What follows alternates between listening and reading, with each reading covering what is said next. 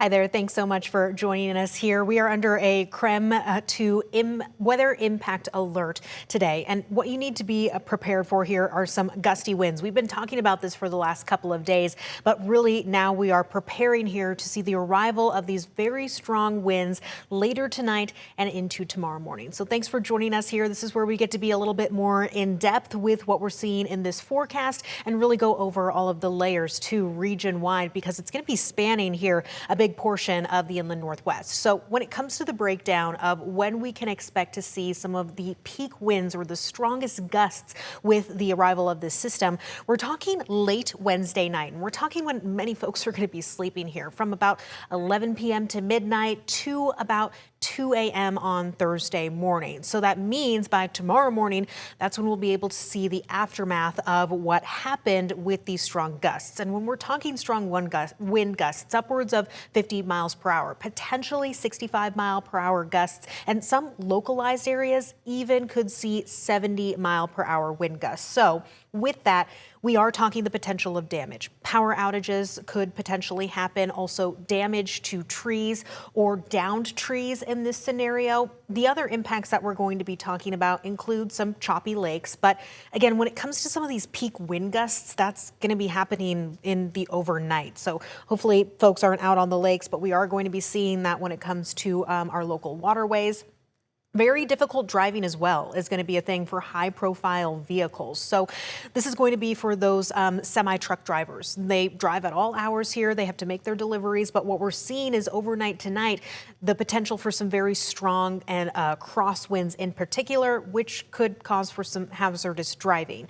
The other thing when it comes to driving is we could see some blowing dust and reduced visibilities. Now, when it comes to the overall setup of this thing, and the National Weather Service has put in some widespread high wind warnings from the central part of the state all the way through the North Idaho Panhandle. This system is set up similarly to what we saw in the middle of December here just a couple of months ago. With that scenario, we did see some blowing dust and reduced visibilities back toward the Moses Lake area, particularly in that central Columbia Basin as well. So as we are preparing to see this, and again, it is happening overnight, so there shouldn't be too many people out on the roadways, but even starting Wednesday evening and lasting through Thursday morning, we have the potential of seeing some localized reduced visibilities of less than a quarter of a mile, particularly on that I-90 stretch through Moses Lake and the central Columbia Basin. So that is something to be aware of here with essential drivers that might be out on the roadways. Again, when we're seeing these kinds of storm systems and these conditions, it's also would be a good idea to kind of deter your plans for traveling if that is something that you can possibly do, especially with the conditions that we are going to be set up to see. But let's take a look at what's going to be happening over the next 6 hours when it comes to these wind gusts, because now it's the build up, right, as we head toward those peak wind gusts that are really arriving for us late tonight, early tomorrow morning. So this is a look at the next 6 hours where our gusts are varying from about 20 to 30 miles per hour. So that's going to be the case here as we head through lunchtime and into this afternoon. Gives you a little bit of time to prepare for things like that power outage that could be possible.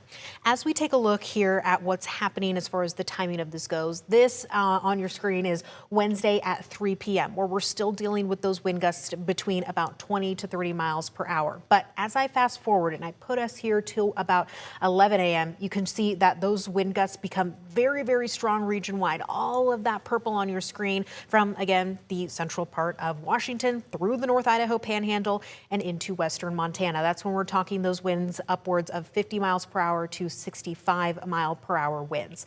Now, as we move forward and we really fast forward here into through our Thursday, even by Thursday, the middle part of the day, our gusts are still going to be about 30 to 40 miles per hour. Now, are these kinds of gusts super damaging? That's not what we're expecting to see, but it's still going to be windy really as we move forward here through the week. Now, the other thing that with this wind, we've been talking about as I kind of shift back here to why we are under this weather impact alert, it has to do with what we're seeing here. Let me just click on right here. Avista, in particular, is actually going to be warning customers to be prepared for possible power outages during tonight's windstorm.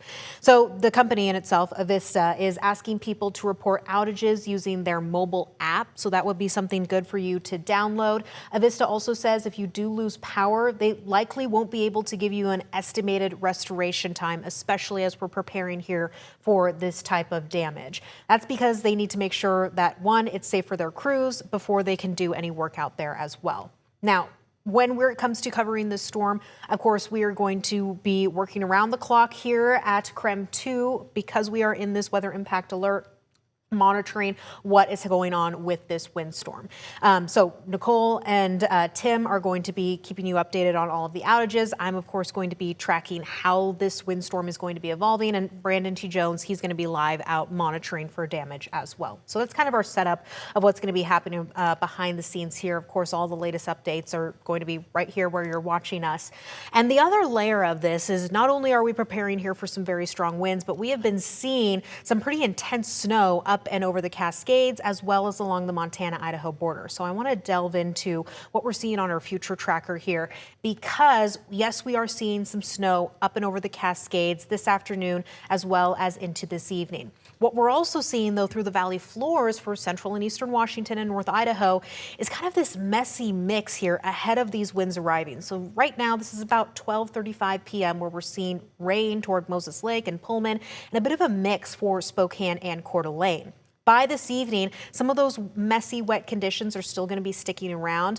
But you'll notice as I fast forward this and we get into late tonight, early tomorrow morning, as those strong winds pick up, kind of pushes that moisture on out east over into Montana. So that's the setup when it comes to some of the rain-snow mix for the middle of today, and then also the mountain snow. Now, speaking of this mountain snow, it's also pretty intense with this and why travel's not recommended, especially over the Cascades, is when we combine these heavy snowfall rates, and we're talking multiple feet of snow for the Cascades, plus those very strong winds, yes, near 50-mile-per-hour gusts that direction to the west of us.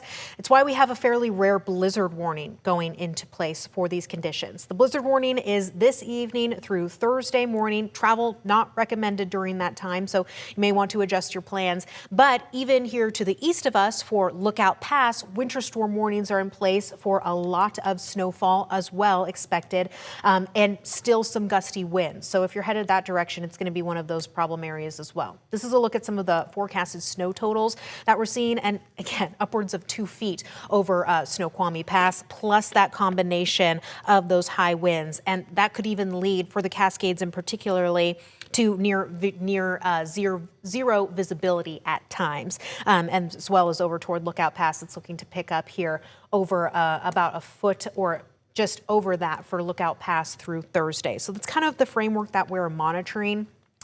Overall, of course, the major impacts for the Spokane and Coeur d'Alene areas of why we are under this KREM 2 weather impact alert has to do with the high winds, which is why we've got on the 7-day planning forecast a couple of those days highlighted in red there for your Wednesday and your Thursday.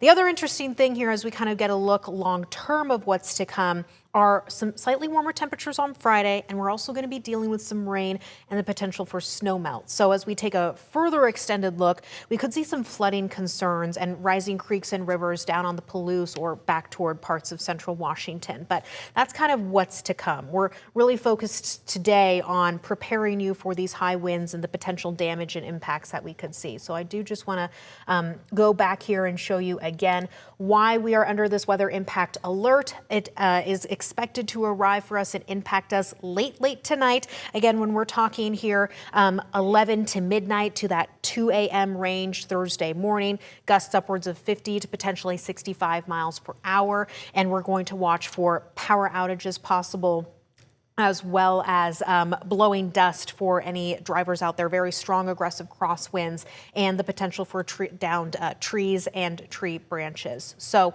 with that, again, we're monitoring it closely. High wind warnings are going to remain in place here for our inland northwest area, central Washington through North Idaho, even through parts of western Montana. Pretty significant wind event ahead of us, but for all of the very latest, of course, you can join us right here on the KREM 2 Plus app. We're going to continue to update this throughout the day, today as well as tomorrow.